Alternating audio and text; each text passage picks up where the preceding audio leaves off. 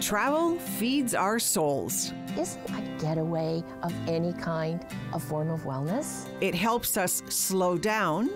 Do you ever stop and smell a tree? It actually calms and relaxes you. And live in the moment. Just have a very nice, relaxing cruise. day, yeah. Check out the scenery. On this episode of CARPe Diem, in pursuit of wellness on the Sunshine Coast.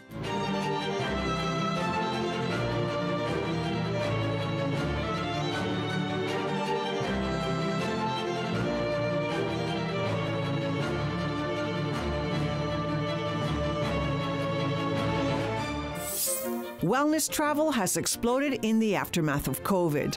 According to a 2022 Travel Trends survey, over a fifth of global tourists are traveling for health and wellness-related reasons.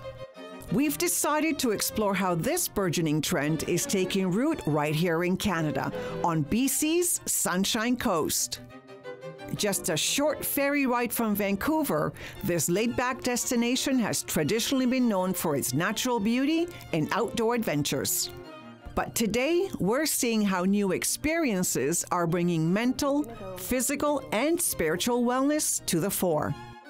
I decided to hop on a ferry from Vancouver and see what's happening on the coast myself. After landing in Gibsons, we took a short drive up to Seashelt to meet my first guest. Candice Campo is a member of the Seashelt Nation and the founder of Talisay Tours. She's famous for her Talking Trees Nature Walk, an exploration of how Indigenous peoples use the local forest for food, medicine, and wellness for thousands of years. I met up with her at Porpoise Bay Provincial Park at the very tip of the Seashelt Inlet. Hello, Carmen. Hi, it's so nice to see you. So nice to see you. Good afternoon, Carmen. My ancestral name is Hatsametsa. Welcome to Talking Trees. Thank you so much, Candice. I say you have a phenomenal office. This is one of my favorite places in the whole world, and I literally grew up here as a child. So tell me what we are about to embark on. So Talking Trees is how our people utilize the land for food, medicine, technology, and the Seashelt being one of many Salish tribes. We have really lived and thrived here on the West Coast, accessing these beautiful forests from the shoreline up to the mountaintops, where we utilize over 130 plants and trees for food and medicine. This is stunning. Yes, this is definitely one of my favorite trees here. You have the branch of a young western hemlock. We call it Kalunai. But not only is this tree not poisonous, it in fact is medicinal. The needles of the hemlock tree are highly edible. Okay. And they're a fantastic source of vitamin C. They say you only need 3 needles to get a full source of vitamin C. Really? Yes. I need one more. Yeah. And and they're quite minty. yeah, they are minty, and in the spring when their new shoots arrive, they even become more citrusy. And so they would be used as a rub on our meat or our fish.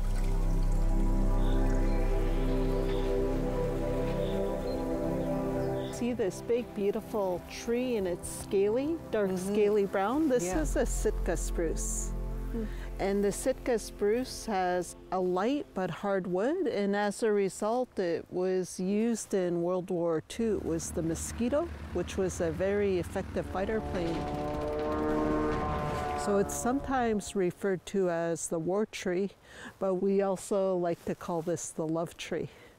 And the reason is the woman would eat the sap to help with their own fertility for having babies.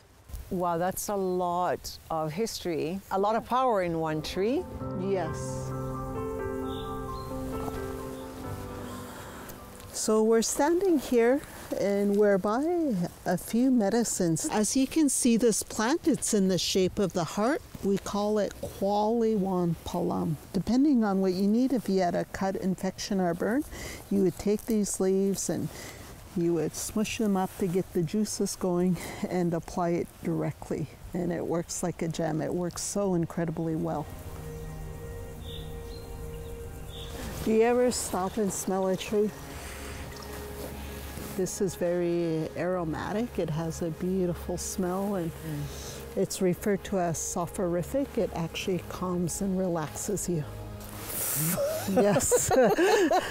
You'll be walking out with full branches. Yeah. I'm curious, and so you have all these people from all over walks and lots of experiences, and they come to you. What is the common denominator here? What do they say? Truth be told is I will never look at the forest in the same way. And you know, I'm not fishing for hugs, but often it's such a special experience. People hug you, and just to see the appreciation people have is so special. I'm going to be like so many of your other tourists. Yes. Can I give you a hug? You bet. Thank you. Thank you. Thank you.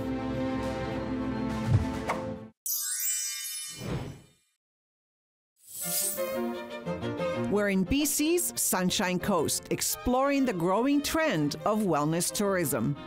When traveling, one of the best ways to get to know a place is to spend time with the locals. I was introduced to Jack Pope, a retired teacher and longtime resident. I wanted to know how the Sunshine Coast feeds the spirits of those who live and stay here. This is one of my favorite walks. Would you like to join me? Yeah, absolutely would. This is not bad for mid-October. Well, it's the Sunshine Coast. I love October. Can you define to me, what is the Sunshine Coast? The Sunshine Coast is just this beautiful seaside area made up of little small towns and just abundant nature. I mean, you've got the ocean, you've got the mountains, you've got these beautiful forested trails. This place, to me, personally, feels like it's just made for mental health, spiritual health, physical health.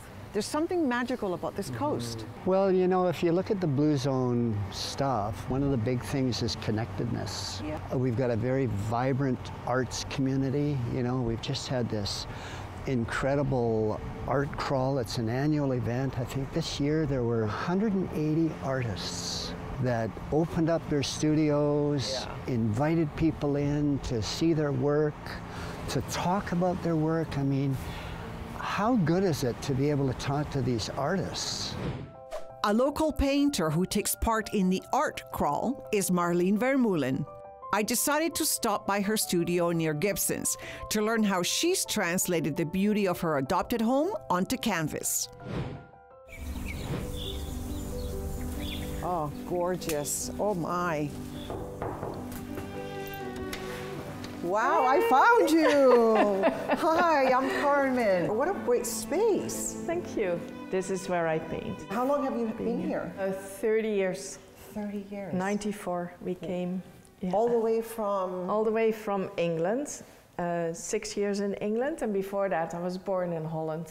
I started taking up this painting practice, and I thought I'll bring it to the next level. And wow, I feel like I'm looking in your front yard. It's so realistic. For me, it's more about the actual painting and the process. It's really more an experience that I try to put on canvas. So you're going to change that tree? Yeah, it's bothering me because it's right in the midst and it holds me back to travel into the back. Like it's almost like an obstacle. So what I want to take this one out and then see where that goes into this area so I can travel through this chaos of branches. I can show you. Could you? Yeah. Oh my gosh, that would be an honor if I could watch you work.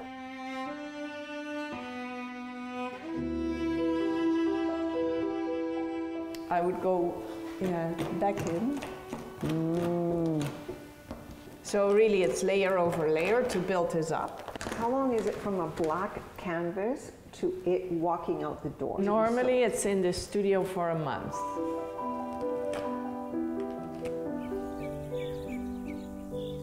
How does this magnificent and everlasting nature inform your art?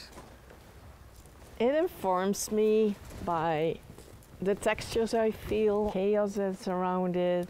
It grounds me to be here. And these trees are pockets. just spectacular. And it's almost like I see that tree in your art. Yeah, I've painted this ravine edge quite a bit. Have you? Yeah. So right from the comfort of your own deck. Right off the comfort of my own deck, yeah. Your art reminds me of Gordon Smith. I'm so inspired by Gordon Smith. I once had the honor to meet him. A friend asked me if I wanted to join him for a visit to get our work critiqued by him. And it changed my life, really. I put my painting back in the truck and were ready to leave, and I suddenly dawned on me, at that time I was 50 and he was 94. He still had shows at the Equinox, he still painted full on. And I thought, wow, that's 44 years, 50, like I was 6 years, like I've got a whole new life that I can explore, that I can jump into, that I can show up for. And that's where I made almost a choice on a visceral level to really go for it. Oftentimes we think as we age that we're nearing the end, but Right? that's a long time. 44 years is a whole life. Whole life, yeah. I remember one time thinking, oh, maybe it's time to try someplace else. And there's a highway that comes right beside the ocean, just over there. And I remember coming around the bend and thinking, why would you want to leave this place? It's just so beautiful. And as we've lived here all this time, we've realized it's not just the beauty, it's a way of life. And I think as we age in place, that's what we want. You know, it's meeting locals that could live anywhere in the world that they wanted to, but choose to live here. That gives those of us inspiration to pursue our own dreams. Absolutely. Life is short, and you know, why not live in a beautiful place that feeds you? And you know, we look at all of the research that talks about factors of longevity, and I think the Sunshine Coast hits all of those markers. When great people live here. Thank you. So thanks for showing me around. All right, my pleasure.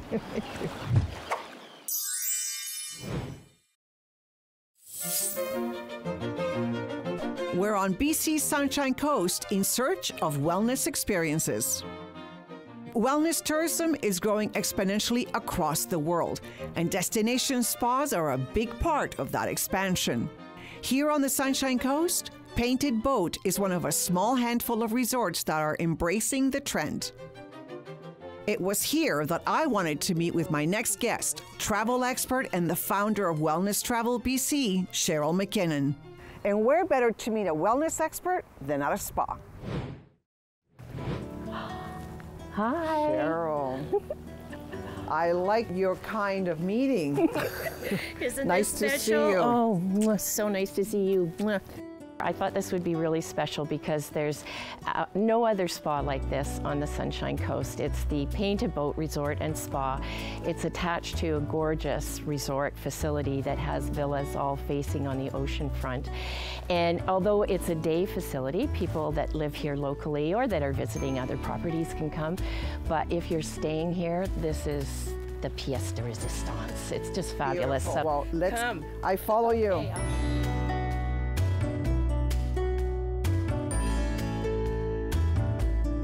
Beautiful. Cheryl, you're the master of Wellness BC.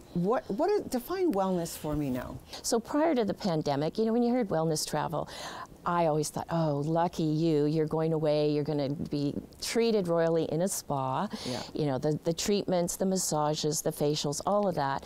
And maybe some yoga, a little bit of meditation, and you'd eat grass for a week.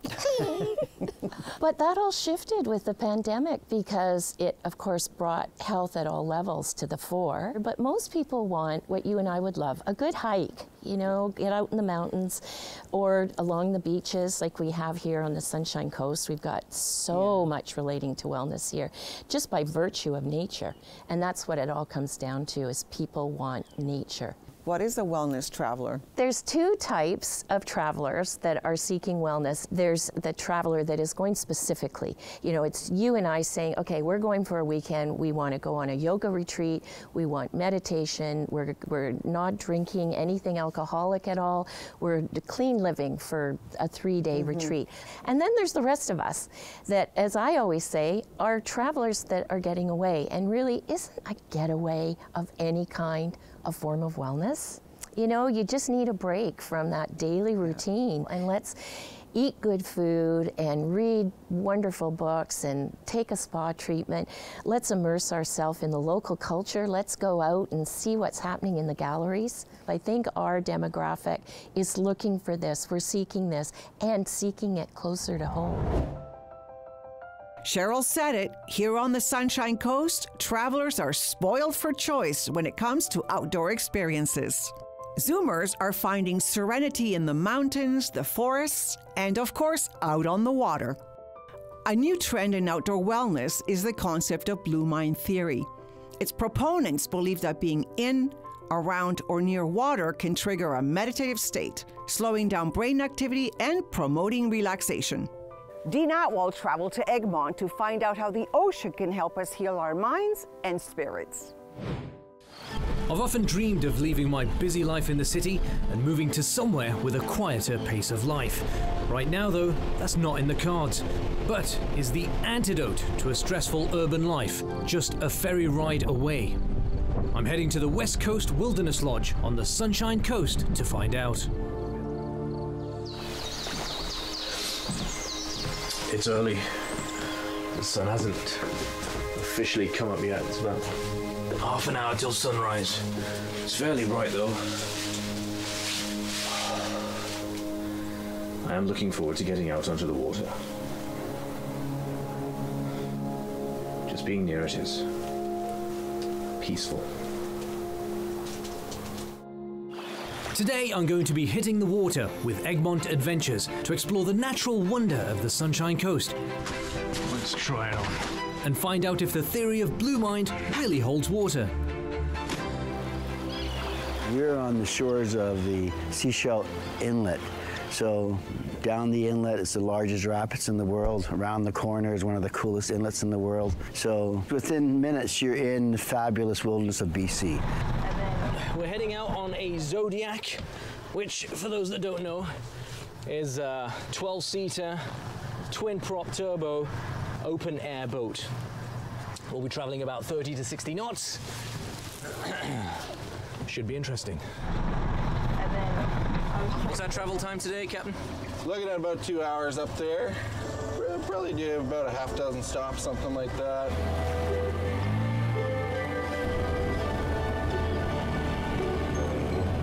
Blue mind theory states that being around water can slow down brain activity and evoke relaxation. I'm not sure cruising on this Zodiac is slowing my brain activity, but surprisingly, it is relaxing. All that's left is visiting the main attraction of this trip, Princess Louisa Marine Park and Chatterbox Falls.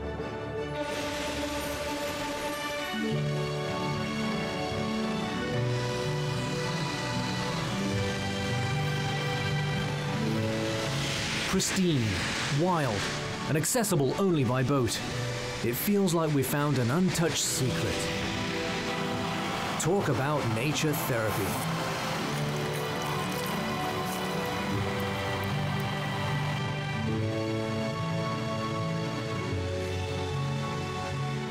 Alrighty, we got everybody. The day is coming to an end, and what a trip it was. I saw some amazing things and made a few friends along the way. I was tasked to test the blue mind theory. I've returned with a new insight. There truly is something to be said about the meditative power of open water. Well, that was something else. Definitely peaceful. I'm not sure about my cortisol levels. I think they were spiked. We were flying there. The adrenaline was pumping. But when that boat was stopped, absolute magic. Dean Atwell in Egmont. Well, that's just about it for the show. But first, a few words from CARPe President Rudy Boutignon. Hi, I'm Rudy, President of the Canadian Association of Retired Persons. Travel. It's the #1 item on our members' bucket list.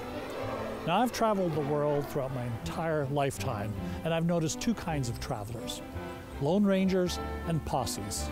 I've sat beside 80-something women going to their 95th destination in some exotic locale totally on their own. I've also been in the breakfast room of a hotel in the morning as groups have gathered together, traveling together, sharing stories of the night before and what the itinerary is for the day ahead. And with CARPe members, I've noticed that they really love cruises. Riverboat cruises, ocean cruises, everything in between. And no wonder. As a CARPe member, they get great discounts on travel packages. If you want to learn more, check out our website, carpe.ca, and join our movement.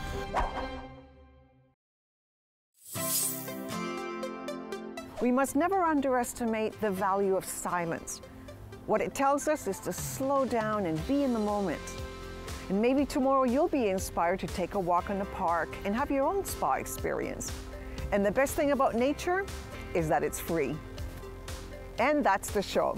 Remember, as our CARPE chairman Moses Neimer always says, the best way to keep going is to keep going. So carpe diem and seize your day.